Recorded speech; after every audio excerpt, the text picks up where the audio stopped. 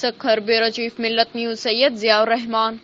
سکھر جمعیت علماء پاکستان کے مرکزی رہنما ممتاز عالم دین مفتی محمد ابراہیم قادری نے مکرانی مسجد بندر روڈ پر جشن آزادی کے سلسلہ میں پرچم کشائی کی اور گرین پاکستان شجرکاری مہم کے حوالہ سے پودا بھی لگایا۔ اس موقع پر مشرف محمود قادری، حافظ محبوب علی سہتو، ڈاکٹر سید اعوان، محمد رضوان قادری سمیت دیگر سماجی سیاسی رہنما موجود تھے۔ مفتی محمد ابراہیم قادری نے شرکاء سے خطاب کرتے ہوئے کہا کہ پاکستان اولیاء اللہ کا فیضان ہے۔ وطن عزیز پاکستان بڑی قربانیوں اور محنت کا صلہ ہے۔ اپنے وطن پاکستان کی آن اور شان کی خاطر ہمیں کسی بھی قربانی سے دریغ نہیں کرنا چاہیے۔ پاکستان کا ہر فرد یہ عزم کرے کہ وہ اپنے وطن کی خدمت کرے گا اور ملک و ملت کی ترقی میں اپنا کردار ادا کرے گا۔